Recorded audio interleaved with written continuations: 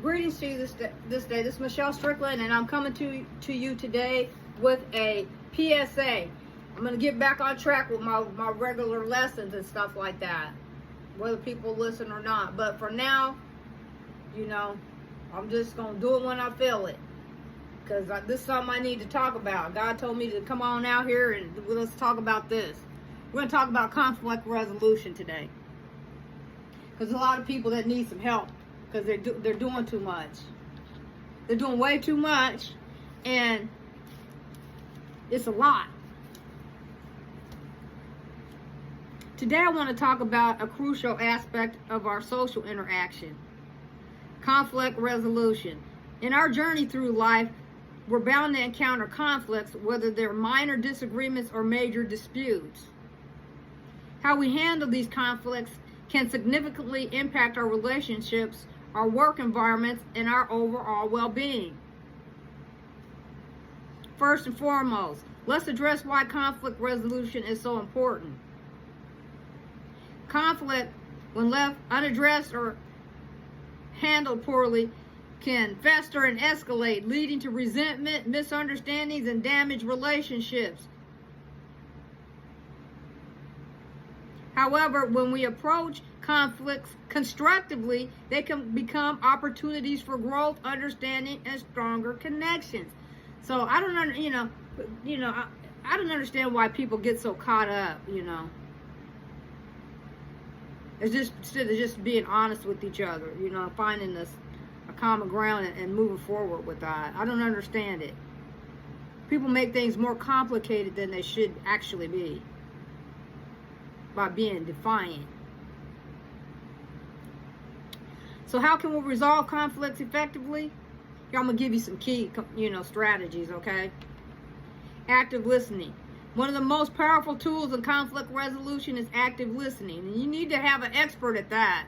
And somebody, especially in big negotiations, somebody to do that, and then have somebody that just is a recorder. And a mediator, let the main person be the mediator. The one is the active listener. Most of them are neutral, and it will try to get you guys into a good place. Let me say that again. I'm not going to try to make this too long. Active listening. One of the most powerful tools in conflict resolution is active listening. This means truly hearing what the other person is saying without interrupting or formulating your response while they speak. Listen not just to their words, but also to their emotions and underlying concerns. Reflect back what you've heard to ensure mutual understanding. For example, if a colleague expresses frustration with the project deadline, you might say, "It sounds like you're feeling overwhelmed by the timeline. Is that correct?" I'm not going to make this a psychology class. I'm going to just keep on going. Empathy and perspective taking. Conflict often arises from differing perspectives or experiences. Empathy allows us to step into the shoes of others and see things from their point of view. Recognizing and acknowledging the validity of someone else's feelings doesn't mean you have to agree with them, but it does create a foundation for productive dialogue. Hello?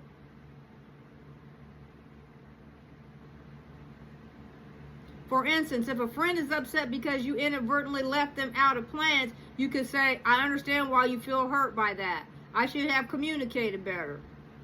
That might get you off the hook, but at least it's collaborate problem solving. Instead of approaching conflict as win-lose scenarios, strive for win-win solutions through collaborative problem solving. Focus on finding common ground and brainstorming mutually beneficial outcomes. I'm good at getting people to get to the bottom of stuff, because I don't waste any time. I don't. And people, either you understand or you don't.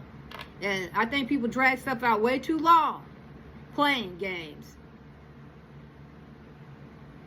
This might involve compromise, creative thinking, or seeking out outside perspectives. And sometimes when you're mediating and you have conflicts, sometimes it does take a little bit of time, but it should be an outline along the way so that you'll have points that you can reference, about the discussion and where it's heading. This might involve compromise, creative thinking, or seeing outside perspectives. For example, if there's a disagreement with a team about the direction of a project, convene a meeting to openly discuss concerns and brainstorm solutions together. In conclusion, conflict resolution is not about avoiding conflicts altogether. And for anybody to think that that's, if you're able to do that, that's great, but a lot of times it doesn't work like that. So let me keep on going.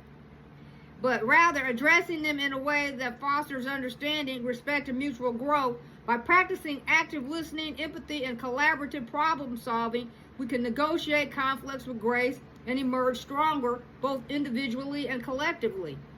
I want to thank you for your time. I've been preaching this is the same thing I've been talking about now, going on 2 years.